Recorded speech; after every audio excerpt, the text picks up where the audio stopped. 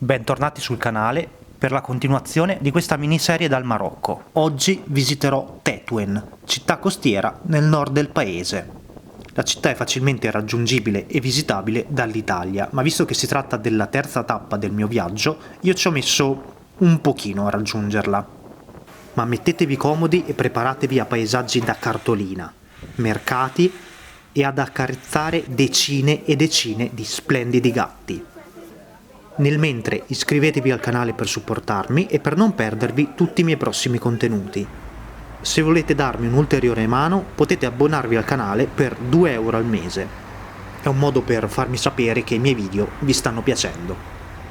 Carissimi, buongiorno. Mi trovo a Asilà, sono le 5 di mattina e sto andando in stazione. Spero di riuscire a trovare un taxi perché altrimenti sono 3 km alle 5 di mattina sotto la pioggia e non sarebbe carino. Comunque, stazione dei treni per Tangeri e da là un autobus per Tétouan. Purtroppo niente taxi e devo dire che dopo 500 metri sono già fradicio. Ultimi 500 metri. Speriamo che la strada sia giusta. Arrivato. Allora, sono arrivato a Tangeri e ho un'ora e mezza prima di spostarmi a Tétouan. Un'ora e mezza è troppo poco per raggiungere la Medina, fare un giro, anche perché comunque la vedrò domani. E allora sono venuto sulla spiaggia. Non male come benvenuto, questo lungomare con la luce, proprio carino.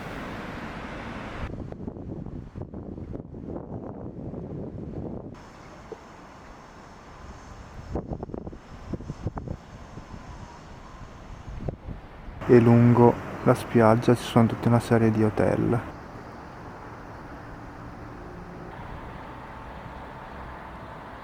Alla fine niente, camminando sono arrivato davanti alla Medina di Tangeri. Per raggiungere Tétouan devo prendere un autobus, ma per raggiungere la stazione di Tangeri, che non è vicinissima, prendo un taxi.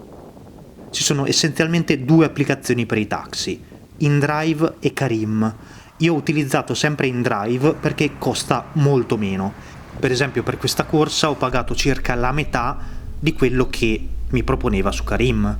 Si tratta di un risparmio di 2-3 euro, ma quando iniziano a essere più corse è molto comodo.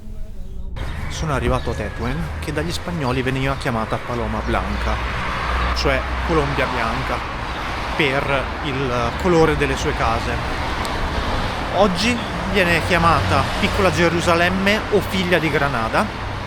Comunque adesso mi faccio un primo giro per la città, penso che mi dirigo inizialmente verso il souk per cercare anche qualcosina da mangiare, visto che non ho fatto colazione. La città si presenta subito benissimo, con questi gattini, uno splendido sole e la vista sulla Medina.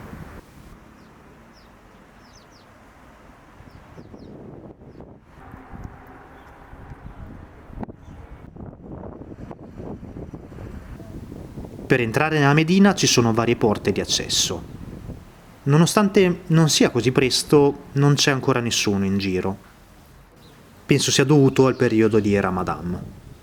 Poi c'è anche da dire che nella Medina si può passare da una via deserta a una affollatissima nel giro di pochissimi metri. La città non è piccola perché ha 380.000 abitanti ed è uno dei due principali porti marocchini sul Mediterraneo. Con il passare dei minuti inizio a incontrare qualche persona, intanto qualche informazione sulla città. I primi insediamenti in queste zone risalgono al III secolo a.C., quindi veramente una vita fa. Poi, come per molte città marocchine, la zona si sviluppò sotto più bandiere. Fenici, Romani, Marinidi, Castigliani, Marocchini, Spagnoli, insomma, tante civiltà fino al protettorato spagnolo nel 1913. Protettorato del quale Tétouan fu capitale fino al 1956, anno di indipendenza del Marocco. Dal 1997 la Medina di Tétouan è anche patrimonio UNESCO e a vedere tutti questi bellissimi vicoli ne capisco subito il motivo. Sinceramente mi aspettavo molti più turisti. È vero che siamo a marzo, però non c'è proprio nessuno. Nonostante non sia turistica, troverete sempre qualcuno che proverà a convincervi a seguirlo per portarvi in alcuni negozi, ma io ho sempre rifiutato senza alcun problema. È un mercato di cosa usata, Ok. stile museo.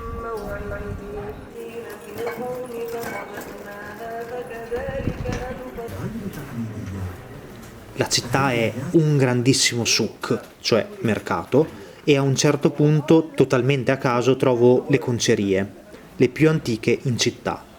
Qui venivano pulite e lavorate le pelli. Queste risalgono alla fine del XV secolo, ma quando sono arrivato io sembravano in disuso. Non so se per l'orario, il periodo o cos'altro. Comunque è da un po' che sono ferme, perché non c'è neanche un po' di puzza. Qui la vista sul cimitero veramente super esteso e sulla Medina. Mi tuffo nuovamente nel mercato che in questa parte non è fatto per i turisti. Qui c'è un po' di tutto, vendono veramente tantissime cose, anche molte che a noi potrebbero sembrare cose da rottamare, ma ci sono pochissimi souvenir. Dopo un paio di vie parecchio affollate mi sposto verso la parte alta della città. L'obiettivo è raggiungere la Kasbah, quindi la parte fortificata, tipica della zona del Maghreb. La Kasbah è chiusa, c'era scritto su Google in verità, però ho voluto fare un tentativo. Comunque c'è una bella vista da qua.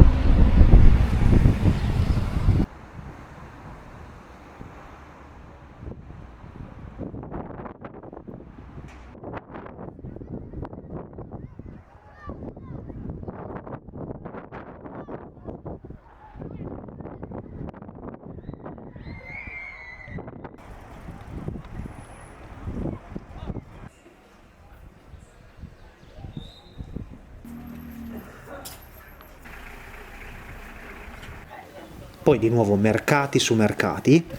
Io me l'avevo detto che la Medina era così,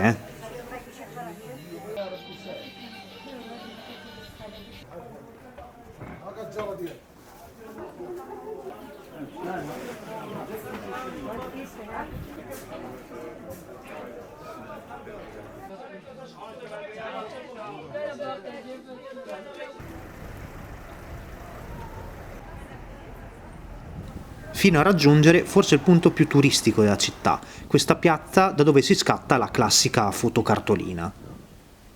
Ho come l'impressione che la maggior parte dei turisti che arrivano in città lo fanno con i pullman organizzati, vedendo questa piazza, facendo un po' di shopping nella parte turistica del mercato e poi si spostano verso altre città. Infatti qui incontro i primi turisti.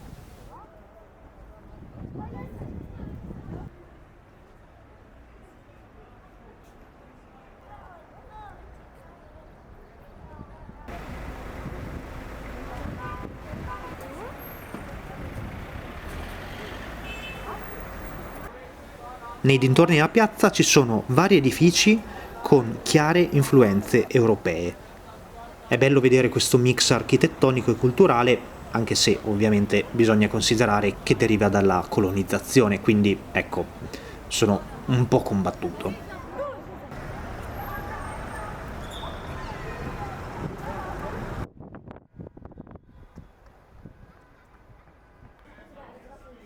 Prossima tappa, il quartiere El Ayoun. Ovviamente è composto da altri mercati. E poi al Palazzo Reale, che è totalmente recintato. Al giorno d'oggi il Marocco è una delle 3 monarchie in Africa e questo palazzo venne usato durante il protettorato spagnolo.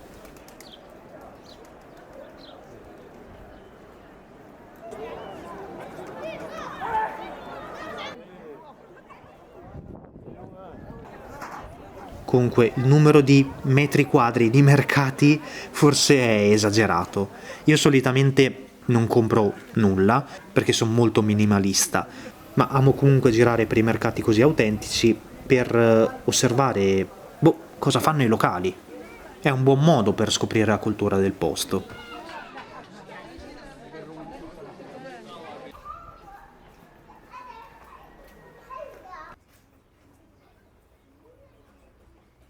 Allora, ho fatto il check-in in ostello, adesso sono di nuovo uscito, però mi sono riposato un attimo, ho fatto una doccia, rinfrescato. Il fatto è che l'ostello ci ho messo un'ora a trovarlo perché le vie sono veramente super incasinate e Maps non funziona praticamente. Per fortuna poi chiedendo a qualcuno mi sono fatto portare. È assurdo quanto sia complicato orientarsi. I vicoli sembrano tutti uguali e mi sono ritrovato più volte a girare in tondo. Non voglio rischiare di perdermi con il buio, quindi non rientro tardi, anche perché questa mattina mi sono pur sempre alzato alle 4.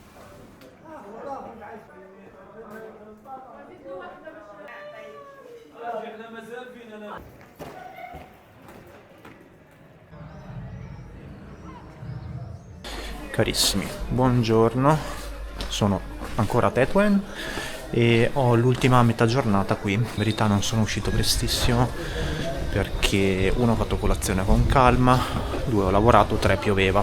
Adesso per fortuna il tempo sembra un attimo più stabile. Comunque ultimi giri per la città perché poi a metà giornata cambio di nuovo destinazione.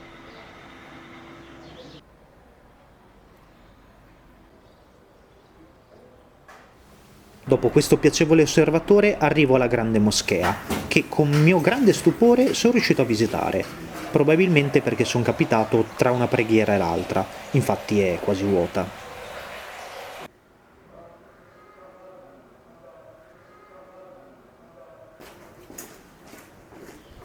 Nel giro di 5 minuti ho incontrato un signore che sembrava leggermente alterato e ovviamente parlava italiano.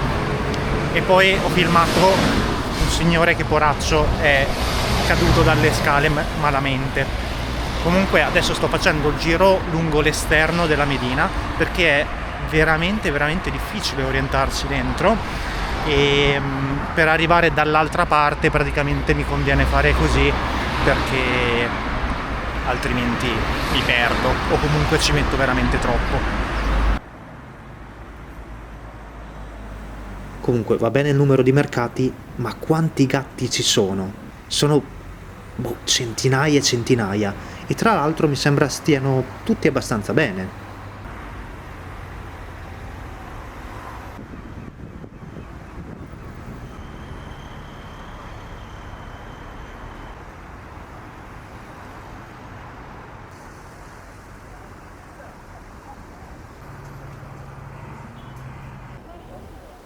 Poi, visto che non ho visti abbastanza, faccio una capatina al mercato centrale, dove, come sentirete, vendono moltissimi uccellini.